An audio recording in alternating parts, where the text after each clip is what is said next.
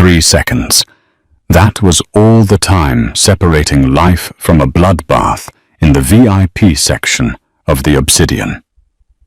A Glock 19 slid across the polished mahogany table, spinning like a roulette wheel, before stopping dead in front of Damon Cross. The room went silent, that heavy, suffocating silence that smells like expensive cologne and gunpowder. Damon didn't reach for the weapon. Instead, he looked at the trembling girl holding a tray of scotch, a cruel smirk twisting his lips. He thought she was just furniture. He thought she was invisible. "If you're so smart, honey," he spat, pointing at the Russian warlord opposite him, "then tell me what he just said before I put a bullet in his head." He expected her to cry. He didn't expect her to save his empire. New York City doesn't sleep, but it definitely hallucinates. Especially at 3:00 a.m. in the meat-packing district, where the cobblestones are slick with rain and secrets. Lydia Hart adjusted the collar of her uniform, wincing as the stiff fabric dug into her neck. She wasn't supposed to be here. By all logical metrics, a 24-year-old doctoral candidate in computational linguistics from Columbia University should be asleep or at least crying over a thesis on the semiotic variants in Proto-Slavic dialects. Instead, she was carrying a tray worth more than her tuition at the Obsidian, a members-only supper club that didn't appear on Google Maps and required a retina scan to enter. Lydia needed the money. Her mother's medical bills at Mount Sinai were bleeding her dry, and the scholarship stipend barely covered rent in her shoebox apartment in Queens. So she became invisible. That was the first rule of the Obsidian. You are not a person. You are a ghost with a serving tray. Table 4 needs a refresh. Top shelf. The Macallan, 1926. The floor manager, a nervous man named Arthur, who sweated through his suits, hissed at her. "And for God's sake, Hart, don't look them in the eye. Mr. Cross is in a mood." Damon Cross. Even the air conditioning seemed to drop 5 degrees when his name was spoken. The tabloids called him a venture capitalist and a shipping magnate. The FBI files, the ones Lydia's ex-boyfriend, a paralegal, had drunkenly hinted at, called him the capo di tutti I capi of the reorganized East Coast syndicate. He wasn't the old-school mobster eating spaghetti in a tracksuit. Damon Cross wore bespoke Tom Ford spoke with the diction of a senator and dismantled his enemies with the precision of a surgeon. Lydia took the crystal tumblers. Understood. She moved through the dimly lit room. The walls were lined with black velvet absorbing sound. It was designed for privacy, designed for conspiracy. At table 4, the atmosphere was toxic. Damon Cross sat at the head, his posture relaxed but coiled like a panther lounging on a tree branch. He was devastatingly handsome, in a sharp, terrifying way. Dark hair swept back, eyes the color of cold steel, and a scar cutting through his left eyebrow that ruined his perfection just enough to make him unforgettable. Opposite him sat 3 men who looked like they were carved out of granite. Russians, specifically the Bratva. The man in the middle, a bear of a human being with gold teeth and tattoos creeping up his neck, was yelling in a rapid-fire dialect that sounded like stones grinding together. Damon's translator, a sweaty little man named Peterson, was pale. He was shaking so hard, his glasses were sliding down his nose. Lydia approached the table silently, placing the glasses down on coasters. Clink, clink. "He says," Peterson stammered, wiping his forehead with a handkerchief, "he says the price is too high, Mr. Cross. He says the shipment routes are not secure." Damon didn't look at Peterson. He looked at the Russian. "Tell him the price is the price. The routes are guaranteed by the Port Authority." Peterson translated into Russian. The Russian bear laughed a wet, ugly sound and slammed his fist on the table. He rattled off another string of harsh words, gesturing wildly at Damon, then at the door. He says he is insulted, Peterson squeaked. He says he will take his business to the triads if you do not lower the fee by 20%. Lydia froze. She was pouring the scotch, her hand hovering over the crystal glass. She knew Russian. She had studied it for 6 years. But what the man had said wasn't about fees. It wasn't about the triads. Tell the American dog that the sniper is already on the roof. When I stand up, his head opens. That was what the Russian had actually said. Lydia's heart hammered against her ribs. She looked at Peterson. Why was he lying? Was he incompetent? She glanced at Peterson's hands. They weren't just shaking from fear. He was tapping his thumb against his thigh in a rhythmic pattern. 1, 2. 1, 2. A signal. Peterson was a mole. Lydia had a choice. She could walk away. She was a waitress. She was invisible. If Damon Cross got his head blown off, the world might be a better place. But if the shooting started, everyone in this room was collateral damage, including her. She finished pouring the scotch. She didn't move away. Damon Cross sighed, leaning forward to pick up his glass. He swirled the amber liquid, looking bored. 20%. Tell him I don't do discounts. The Russian grinned, showing the gold teeth. He placed his hands on the arms of his chair, bracing to stand up. The signal. Lydia's throat went dry. If he stood up, Damon died. And then the crossfire would kill her. Wait, Lydia whispered. It was quiet, but in the tension of the room it sounded like a gunshot. Every head at the table snapped toward her. The Russian looked confused. Peterson looked terrified. But Damon Cross looked amused. He turned his head slowly, his steel eyes locking onto hers. It felt like being scanned by a weapon system. Did the furniture just speak? Damon asked, his voice low and smooth, like velvet dragged over gravel. Arthur, the manager, materialized out of the shadows, looking like he was about to have a heart attack.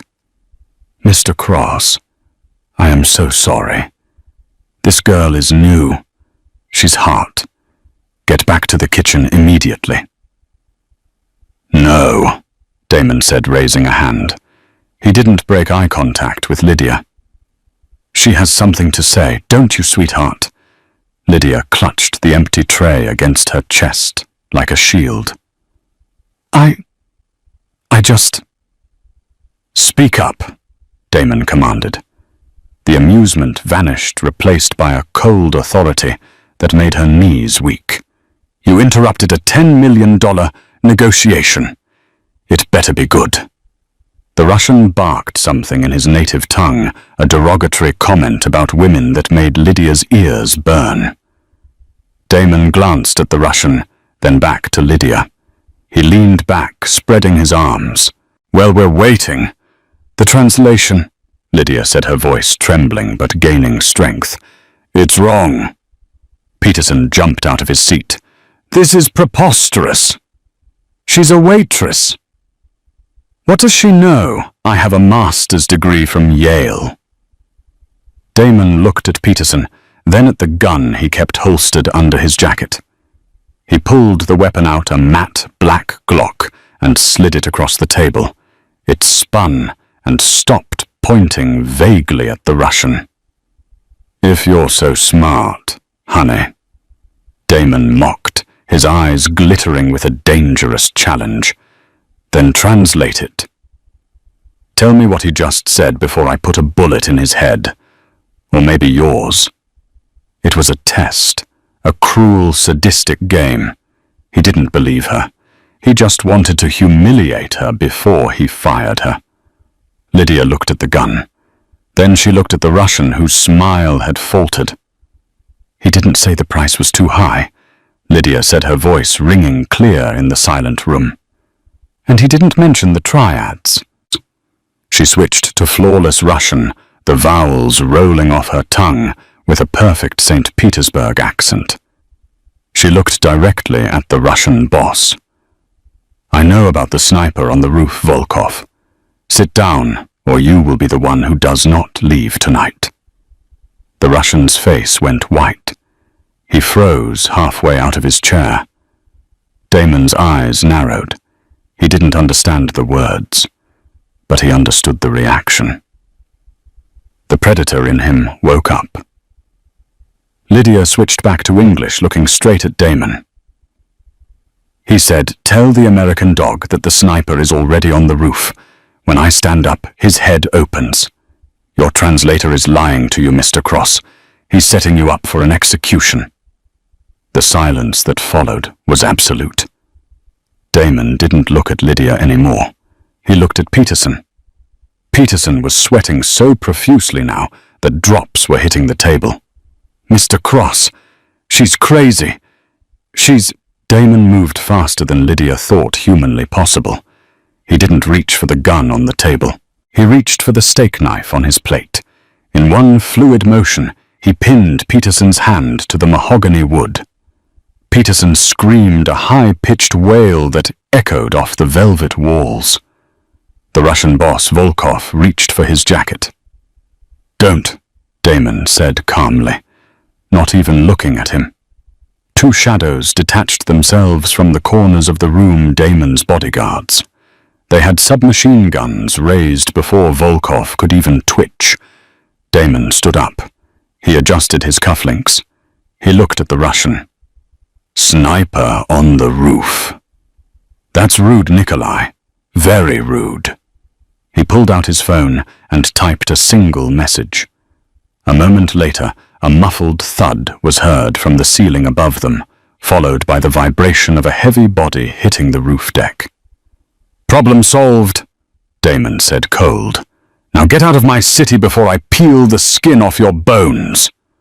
Volkov, looking like he had seen a ghost, grabbed his men and fled. They didn't walk. They ran. Peterson was sobbing, pinned to the table. Damon ignored him. He turned slowly to Lydia. She was shaking. The adrenaline was crashing, leaving her lightheaded. She had just saved the life of the most dangerous man in New York. Damon stepped closer to her. He smelled of sandalwood and danger. He reached out and took the tray from her hands, tossing it carelessly onto the floor. It clattered loudly. "Who are you?" he asked. It wasn't a question. It was a demand. "Lydia," she whispered. "Lydia Hart."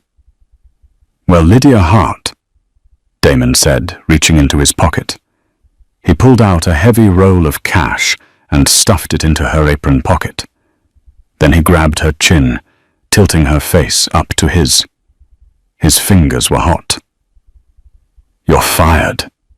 Lydia blinked, tears stinging her eyes. "What? You're fired from this dump," he clarified. His thumb brushed her lower lip, a gesture that was shockingly intimate. "Starting tomorrow, you work for me." Lydia didn't sleep that night. She sat on the edge of her sagging mattress in Queens, staring at the stack of $100 bills Damon had shoved into her apron. $5,000. It was more than she made in 3 months. She should run. That was the smart thing to do. She should pack her bags, take her mom, and move to Iowa. Somewhere with cornfields and 0 Mafia dons. But at 800 a.m. sharp, there was a knock on her door. Lydia froze. She lived in a 4th-floor walk-up with a broken buzzer. No one knocked on her door unless they were lost or selling something. She looked through the peephole. Standing in the hallway, looking absurdly out of place among the peeling paint and cooking smells of the tenement was a man in a charcoal suit. It wasn't Damon. It was an older man, distinguished, holding a tablet. Lydia opened the door a crack, keeping the chain on. "Yes." "Miss Hart," the man said. "My name is Silas Vance.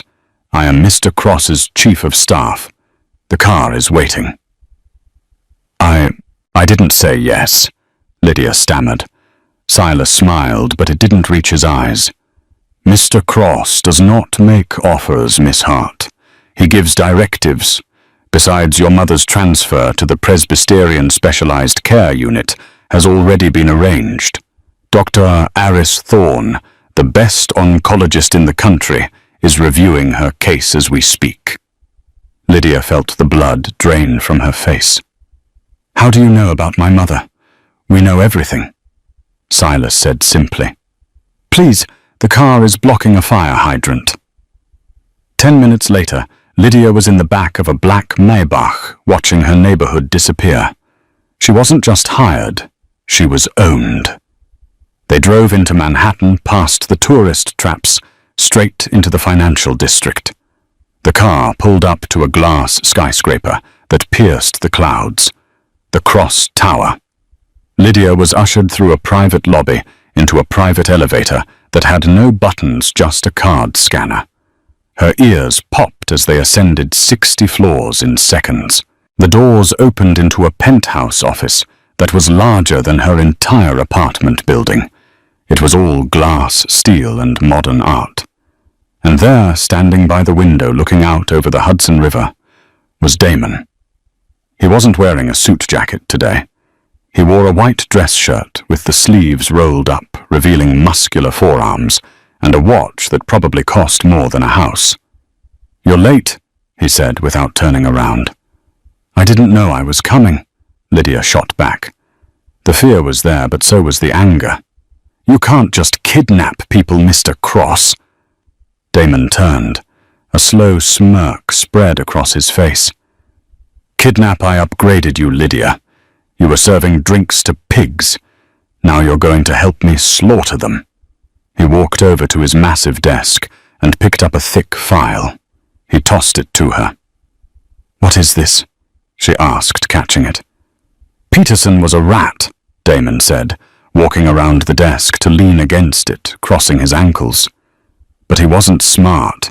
He was using a book cipher to encode my messages to the European suppliers. I need you to break it. I need to know who he was talking to, and exactly how much money he stole from me." Lydia opened the file. It was pages and pages of transcripts, numbers, garbled Russian, Italian. "I'm a student," Lydia said, "not a code breaker for the mob." "You're a genius," Damon corrected. "I saw your transcripts, perfect scores, IQ of 165. You speak 5 languages fluently. You have a knack for patterns." He stepped closer, invading her personal space again. The air between them crackled. "And you have a debt to pay." "I don't owe you anything," she said, backing up until she hit the wall. Damon placed a hand on the wall beside her head, boxing her in. He leaned down, his lips inches from her ear. "I saved your life last night, Lydia. If Volkov had stood up, his men would have sprayed the room. You would be dead. My men would be dead. Instead, you spoke. You changed the future." He pulled back to look her in the eyes. "Translate the files. Find the leak. If you do, your mother's medical bills are paid for life. If you fail, well, let's just say the severance package is permanent." Lydia looked at the files in her hand. Then she looked at the man who held her life in his grasp. She realized with a jolt of terror that she wasn't just scared of him. She was fascinated by him. "I need a computer," she said, "and coffee black." Damon's grin widened. It was the smile of the devil getting exactly what he wanted. "Silas will get you anything you need. Welcome to the family, Lydia." 48 hours. That was how long Lydia Hart had been locked in the glass tower. She hadn't seen the sun, only the artificial glow of 3 monitors and the sprawling city lights of New York below. The coffee pot was her only friend. Damon Cross had given her a task that the NSA would have struggled with. The transcripts from Peterson weren't just coded. They were a linguistic nightmare. Peterson had used a chaotic mix of Cockney rhyming slang, transliterated Russian, and a numeric shift based on the Fibonacci sequence. It was brilliant in a frantic, rat-like way. Lydia rubbed her temples, her eyes burning. She was wearing one of Damon's spare shirts, which hung off her small frame like a dress, smelling faintly of tobacco and expensive cedar.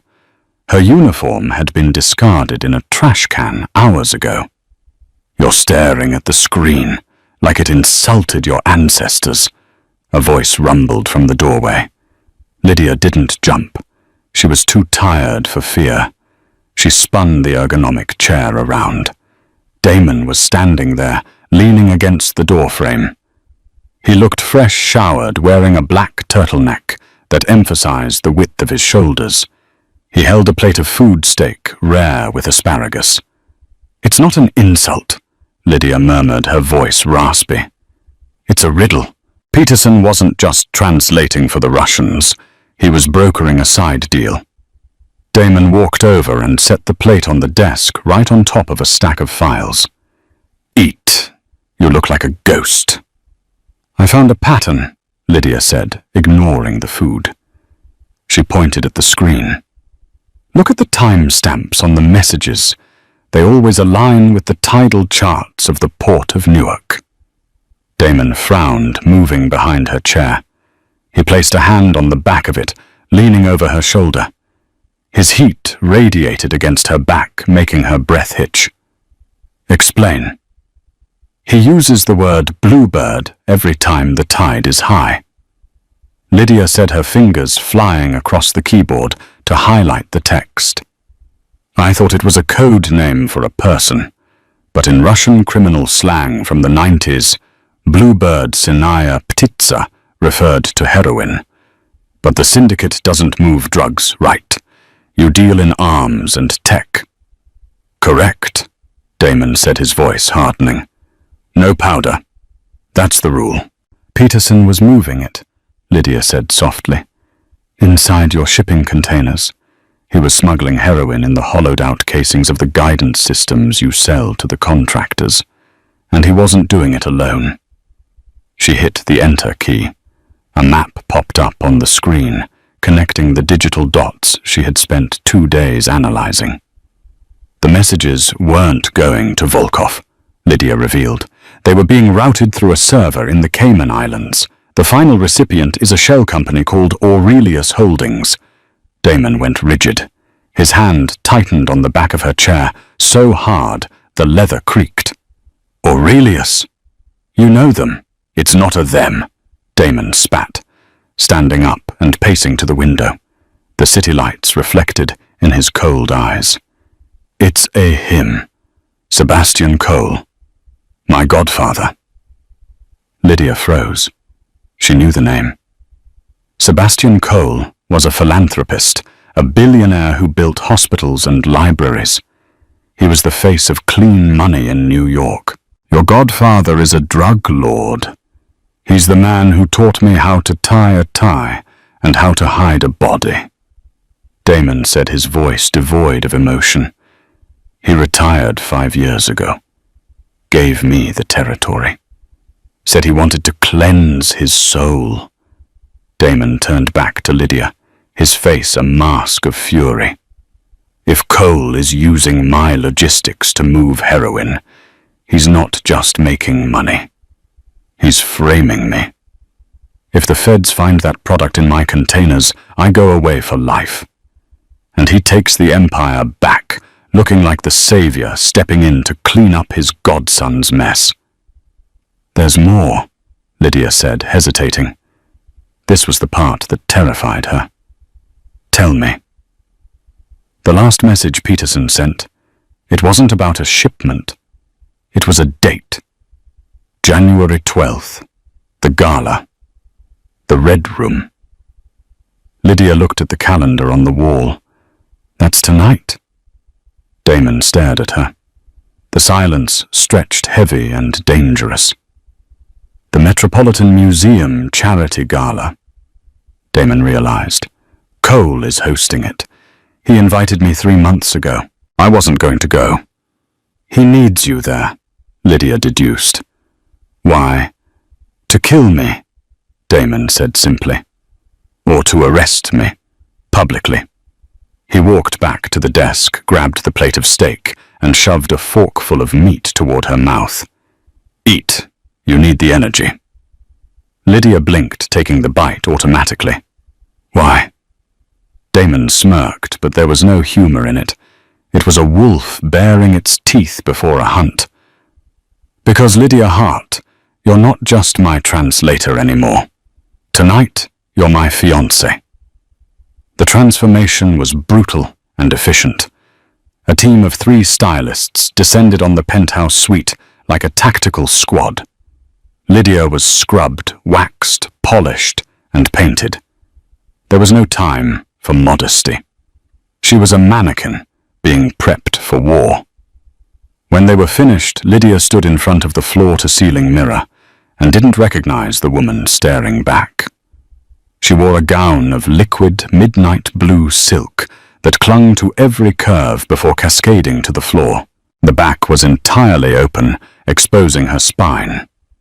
Her hair, usually tied in a messy bun, was styled in glamorous Hollywood waves. On her neck sat a diamond necklace that felt heavy, cold, and undeniably real. Does it fit? Lydia turned. Damon was standing at the entrance of the dressing room. He was wearing a tuxedo that was cut so sharply it could probably draw blood. He looked like James Bond's evil, better-looking brother. He stopped walking. His eyes swept over her, starting at her heels and traveling slowly up to her eyes. He didn't say a word, but his pupils dilated. It fits, Lydia said, feeling a blush rise up her neck. But I can't walk in these heels, and I definitely can't run. You won't have to run, Damon said, stepping closer. You stick to me. If I move, you move. If I stop, you stop. He reached into his jacket pocket and pulled out a small velvet box. Inside was a ring, a massive emerald-cut diamond set in platinum. Give me your hand. Lydia hesitated, then extended her left hand.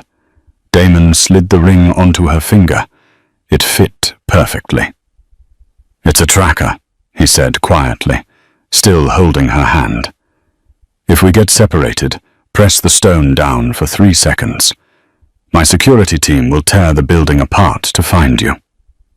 Is it really that dangerous? Lydia asked. It's a charity gala. There will be senators, celebrities. The perfect cover, Damon said. He lifted her hand and brushed his lips against her knuckles. The contact sent a jolt of electricity straight to Lydia's stomach. Cole loves an audience. He won't try a hit on the dance floor. He'll try to get me alone. That's what the message meant. The Red Room. It's a private lounge inside the exhibit.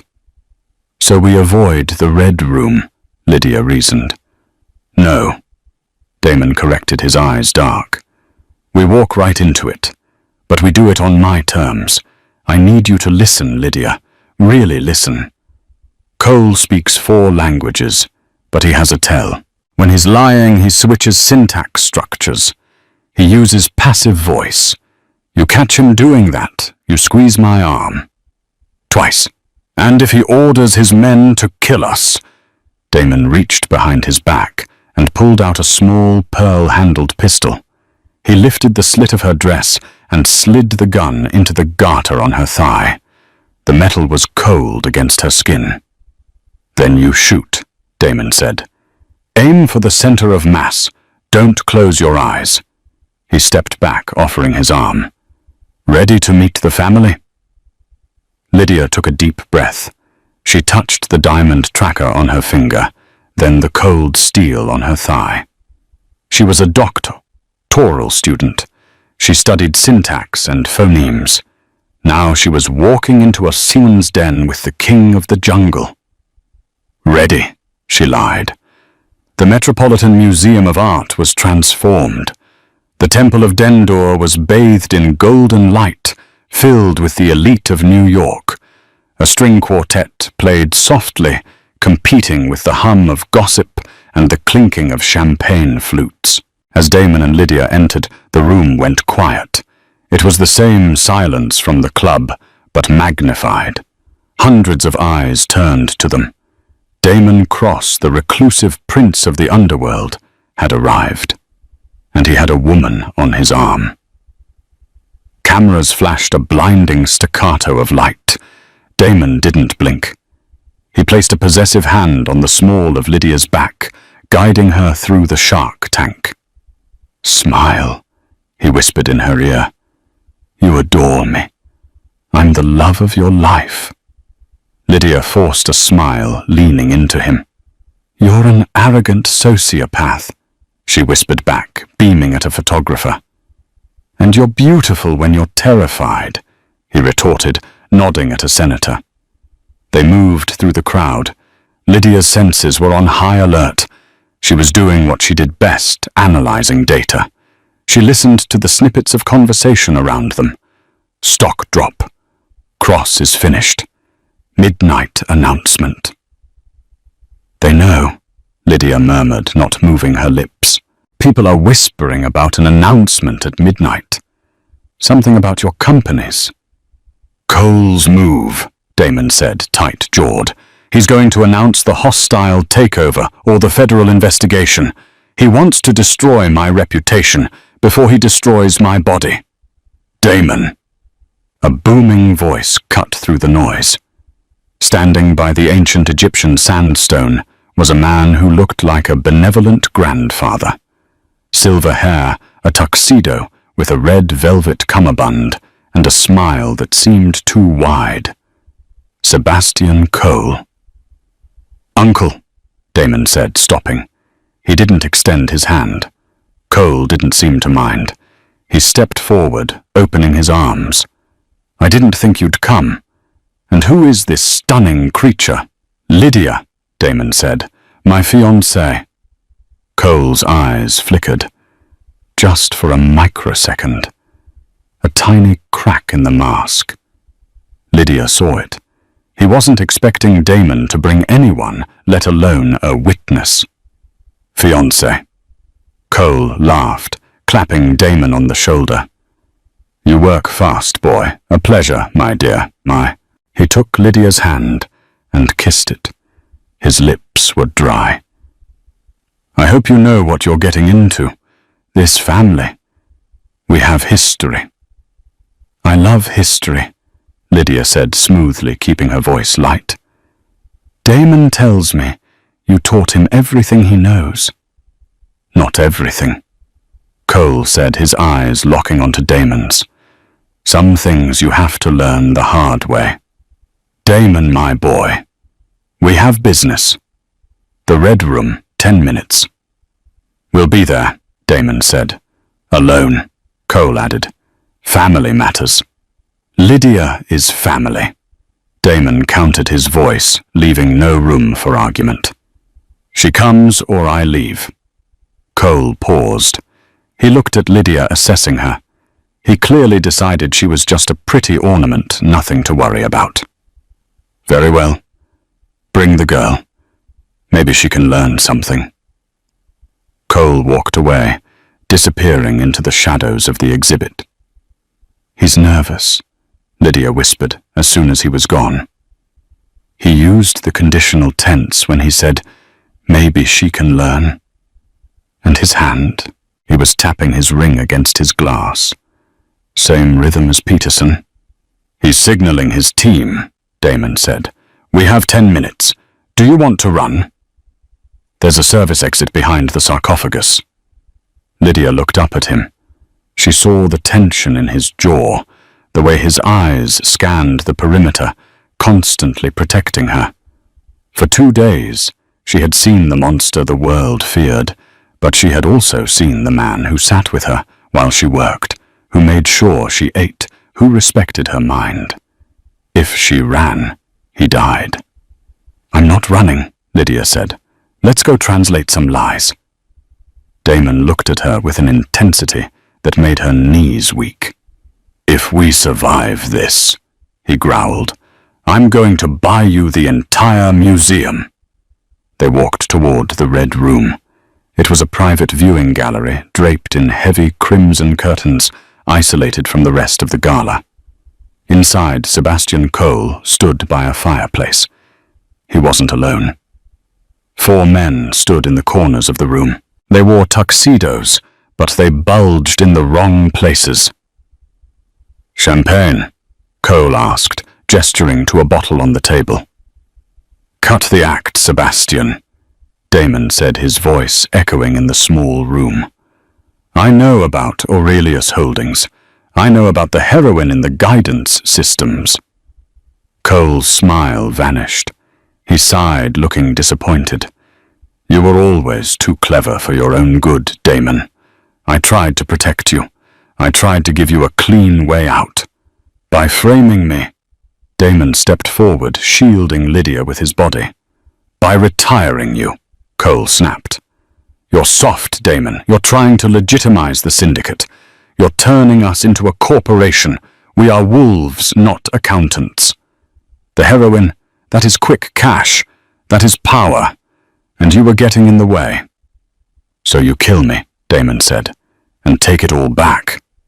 "I don't want to," Cole said, shrugging. "But the board agrees. It's a necessary correction." Cole raised his hand. The 4 men in the corners reached into their jackets. "Wait!" Lydia screamed. It was the second time in 3 days she had stopped a murder with a word. Cole looked at her, annoyed. "What?" Lydia stepped out from behind Damon. Her heart was hammering so hard she thought it would explode, but her brain was icy cool. "You can't kill him," Lydia said, her voice steady. "Because if you do, the email I scheduled goes out to the FBI, the DEA, and the New York Times in exactly..." She checked her watch. 3 minutes. Cole laughed. "The dead man's switch a classic bluff, my dear." "It's not a bluff," Lydia said. "And it's not just the files. It's the decryption key for your offshore accounts in the Caymans. I broke the Fibonacci cipher, Sebastian. I have the names of your buyers, the cartel leaders in Sinaloa. The triad connection in Hong Kong, I have it all." She switched to fluent Mandarin, quoting a message she had decoded hours ago. "The bluebird flies at midnight, but the cage is made of gold." Cole's face went pale. That was a message he had sent personally to a triad leader only 6 hours ago. There was no way she could know that unless she had total access. "You..." Cole pointed a shaking finger at her. "Who is she?" "She's the smartest person in the room," Damon said, a dark pride in his voice. "And she's right. Kill us, and you lose everything. Your money, your reputation, your freedom. You'll die in a federal prison." Cole hesitated. His eyes darted to his men, then to Damon. The certainty was gone. "Call them off," Damon ordered, "and sign the transfer of Aurelius Holdings to me. Tonight. Right now." "Or what?" Cole sneered, though he looked like a cornered rat. "Or Lydia presses send," Damon said. It was a standoff. The air crackled with violence. Suddenly, one of the guards behind Damon raised his gun. He wasn't waiting for Cole's order. He was a hired gun, and he was getting impatient. "Damon down!" Lydia screamed. She didn't think. She tackled Damon, shoving him hard. The gun went off. Bang! A vase shattered where Damon's head had been a second ago. Damon hit the floor and rolled the movement, practiced and fluid. He didn't reach for a gun. He reached for a knife concealed in his sleeve. He threw it. The blade buried itself in the shooter's throat. Chaos erupted. "Kill them!" Cole shrieked, diving behind the sofa. Lydia scrambled on the floor, the silk dress tearing. She reached for the garter, her fingers fumbling for the cold metal of the pistol Damon had given her. Another guard charged at her. He was huge, a mountain of muscle. He raised a boot to stomp on her. Bang! Bang! 2 shots rang out. The guard dropped like a stone, clutching his chest. Damon stood over Lydia, his smoking gun in hand. His face was a mask of pure, unadulterated rage. He wasn't looking at the man he shot. He was looking at the others. "Anyone else touches her?" Damon roared, his voice shaking the walls. "And I will burn this entire city to the ground." The remaining 2 guards hesitated. They looked at their dead comrades.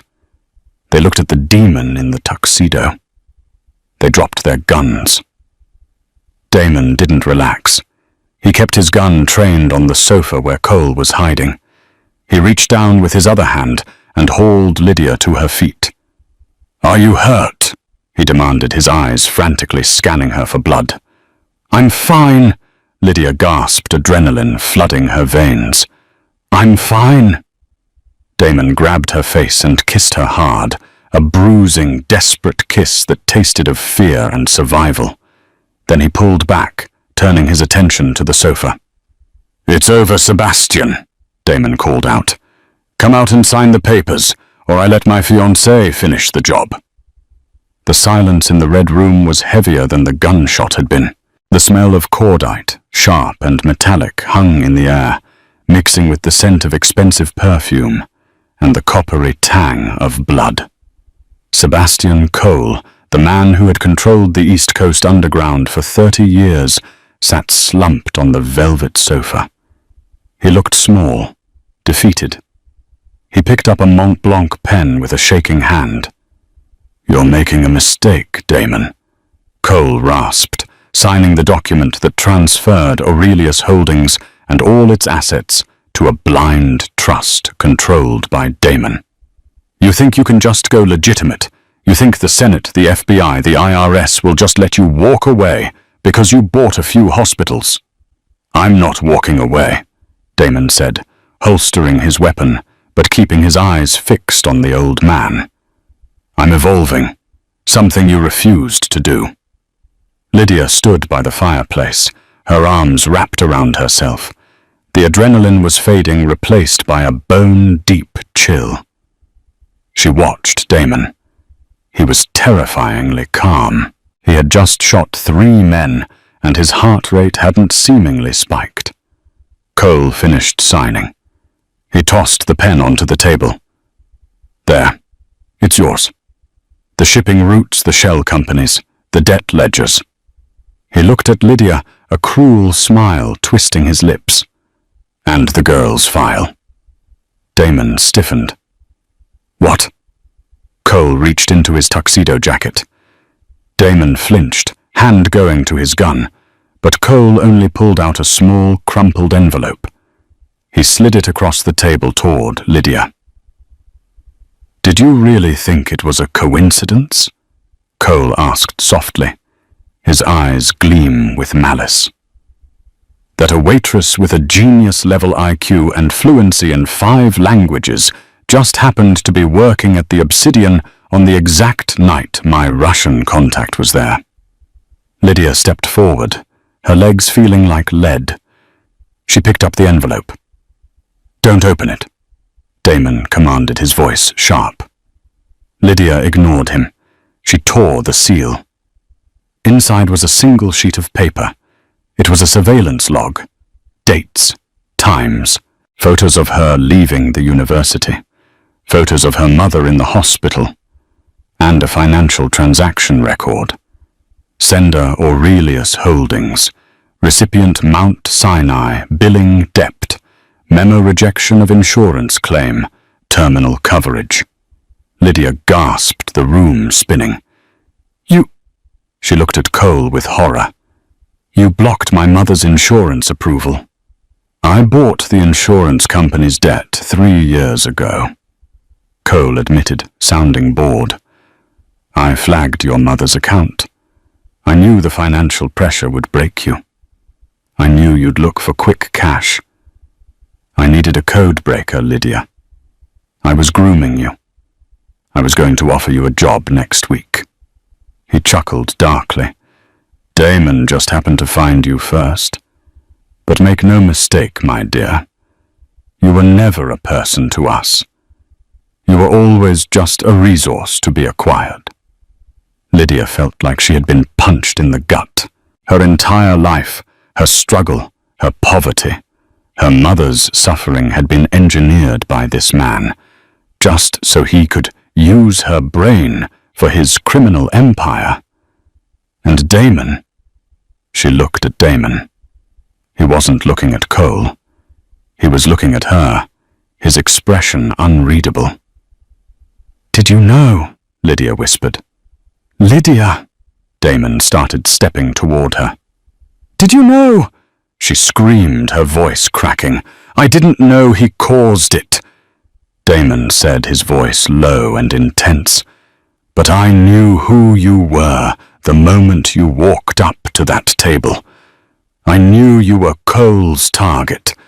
That's why I hired you. To keep you away from him. To keep me away. Or to use me yourself. Lydia threw the papers at him. They fluttered down like snow. You're all the same. You play with people's lives like it's a game of chess. I saved your life. Damon roared, the control finally snapping. Tonight in the club. Every step of the way. You put me in the line of fire. Lydia countered, tears streaming down her face. I want out. The deal is done. The code is broken. Cole is finished. I want my life back. Damon stared at her. For a moment he looked like he was going to argue, to command, to force her to stay. But then he looked at the fear in her eyes, the exhaustion. He closed his eyes and took a deep breath. When he opened them, the steel was back. Fine, he said coldly. Reed is outside with the car. He'll take you to the hospital. Your mother has been moved to a private suite. It's paid for. Forever. I don't want your money, Lydia sobbed. It's not my money, Damon said, turning his back on her to face Cole. It's your severance package. Go, before I change my mind. Lydia didn't hesitate. She ran. She ran out of the red room, past the dead bodies, through the panicked gala guests, who were just realizing something was wrong, and out into the cool New York night. She didn't look back. Silence in the red room was a physical weight. It pressed against Lydia's eardrums, heavier than the roar of the gunshot that had shattered the vase moments ago. The air was thick, suffocatingly hot, and carried the stinging metallic scent of cordite mixed with the copper tang of blood. Damon Cross stood over the coffee table, his chest heaving slightly beneath his ruined tuxedo. He didn't look like a victor. He looked like a statue carved from grief and violence. The gun in his hand was lowered, but his knuckles were white, straining against the grip as if he were fighting the urge to raise it one last time. On the velvet sofa, Sebastian Cole looked small.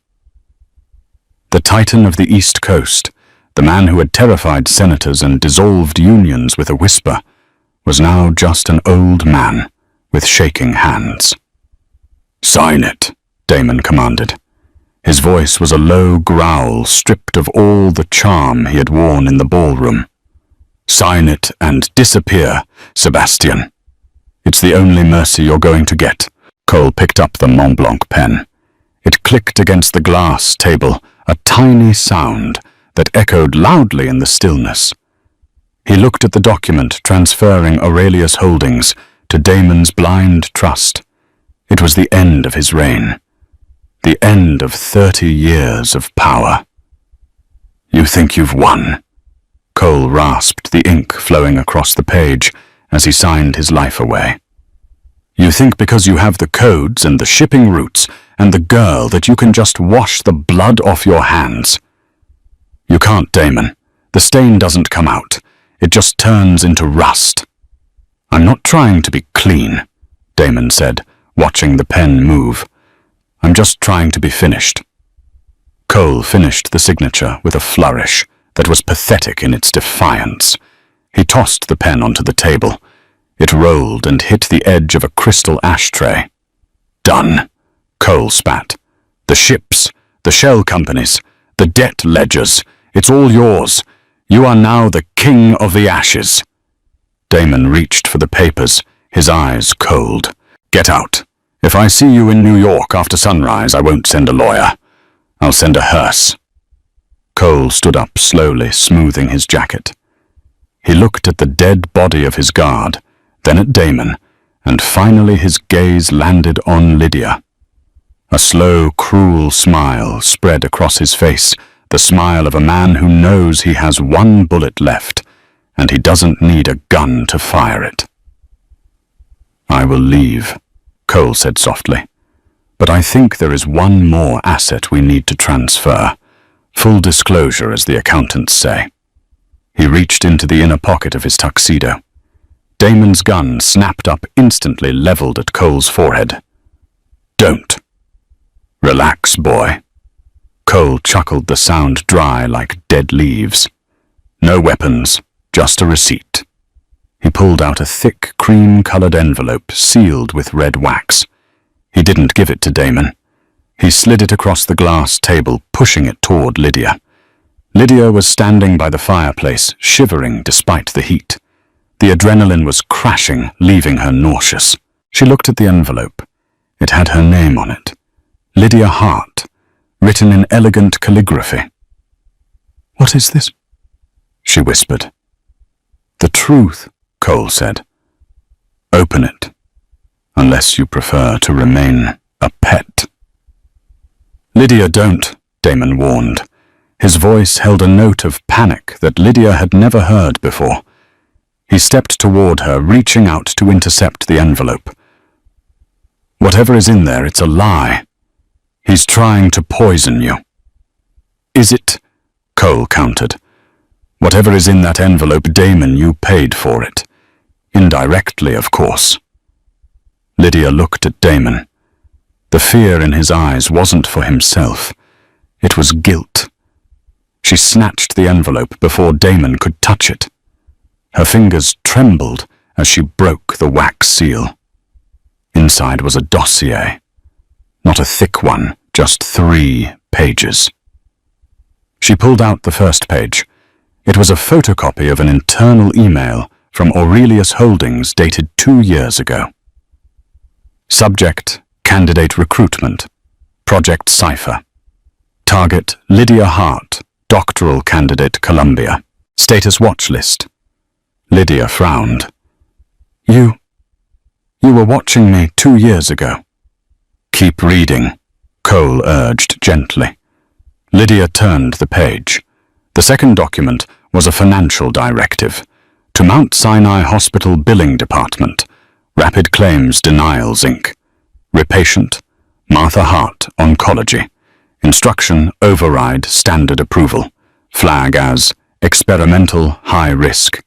Deny all coverage requests under subsection 44B. Initiate maximum debt collection protocol. Authorized by S. Cole. The room spun. The floor seemed to tilt beneath Lydia's feet. She couldn't breathe. The air in her lungs turned to glass. She remembered that day. The day the letter came. The day the insurance company said no. The day the doctor told her that without the $201,000 treatment, her mother would die in agony. That was the day Lydia had stopped sleeping. That was the day she had taken the extra shifts at the Obsidian. That was the day she had become desperate enough to become invisible. It hadn't been bad luck. It hadn't been a bureaucratic error. It had been a strategy. You... Lydia looked up, her vision blurring with hot tears. She looked at Cole with horror. You blocked her treatment. You made her suffer for what? To break you, Cole said simply, as if discussing the weather. I needed a code breaker who was brilliant but desperate. Someone with nothing to lose but everything to fight for. Happy people don't work for the Mafia, Lydia. Broken people do. I broke you so I could buy you. I was going to make you an offer next week. Damon just happened to find you first. Lydia let out a sound that was half sob, half scream. She felt violated in a way that was deeper than any physical wound. Her entire life, her mother's pain, her poverty. It was all just a line item in a ledger for these men. She turned to Damon. He was standing frozen, his face pale. He wasn't looking at Cole. He was looking at the papers in her hand. Did you know? Lydia asked. Her voice was barely a whisper, but it cut through the room like a razor. Lydia! Damon started taking a step forward. Did you know? She screamed, throwing the papers at him. They fluttered in the air, drifting down between them like white feathers. I didn't know he caused it, Damon said rapidly, his intensity terrifying. I swear to you. I didn't know he blocked the insurance. But you knew who I was, Lydia accused, backing away from him. In the club, when you fired me, when you kidnapped me, you knew I was his target. Yes, Damon admitted. I saw your file on his server a week ago. I knew he was grooming you. That's why I took you. To save me. Lydia laughed, a harsh, hysterical sound. Or to steal me. You didn't hire me to protect me, Damon. You hired me because you wanted the asset before he got it. You're just like him. You just pay better. I am nothing like him, Damon roared, slamming his hand against the wall. The sound made the remaining guards flinch. I saved your life tonight. I took a bullet for you. Does that mean nothing? You put me in front of the gun in the first place, Lydia cried, tears streaming down her face, ruining the makeup the stylists had spent hours applying. This dress, this ring, this game, it's all blood. It's all built on people like me, suffering so men like you can feel powerful. She ripped the diamond ring from her finger. It felt heavy, like a shackle. She threw it at him. It hit his chest and bounced off, clattering onto the floor next to the dead body. I'm done, Lydia said, her voice shaking, but resolute. I want out. The code is broken. The empire is yours. I want my life back. Damon stared at the ring on the floor. Then he looked at Lydia. He saw the exhaustion in her posture. He saw the way she looked at him, not with love or even fear anymore, but with revulsion. He could force her to stay. He had the power. He could lock her in the tower and keep her as his golden bird. But he remembered the way she had looked standing up to the Russian. He remembered her brilliance. If he caged her, he would destroy the very thing he admired. Damon's shoulders sagged. The fight drained out of him. Reed is outside, Damon said, his voice dead. The car is waiting. He'll take you to the hospital. Your mother has been moved to the private suite at Presbyterian. The account is fully funded. For life. I don't want your money, Lydia sobbed. It's not charity, Damon snapped, turning his back on her so she wouldn't see his face. It's a transaction. You did the work. You get the payment. Now go, before I change my mind. Lydia didn't hesitate. She didn't say goodbye. She turned and ran. She ran out of the red room, past the stunned caterers, through the gala, where the orchestra was still playing a waltz, oblivious to the tragedy that had just occurred. She burst out of the museum doors and into the cool, biting wind of the New York night. She was free. She was safe. She had saved her mother. But as she stood on the sidewalk, gasping for air, Lydia realized with a sinking heart that she had left the only part of herself that felt alive back in that room, standing amidst the wreckage of a broken kingdom. And that is the story of how a waitress brought the Mafia to its knees, not with a gun, but with a dictionary. It's a reminder that sometimes the most dangerous weapon in the room isn't the muscle, it's the mind. Damon thought he was the predator, but he ended up being the one captured. What did you think of Lydia's choice? Would you have forgiven Damon after finding out about the manipulation, or would you have taken the money and run? I honestly think she was crazy to go back. But maybe that's what love is, a little bit of madness. If you enjoyed this roller coaster of romance, danger, and justice, please smash that like button. It really helps the channel grow. Don't forget to subscribe and hit the bell icon so you never miss a story. Share this video with a friend who loves a bad boy with a soft spot. Thanks for watching, and I'll see you in the next one.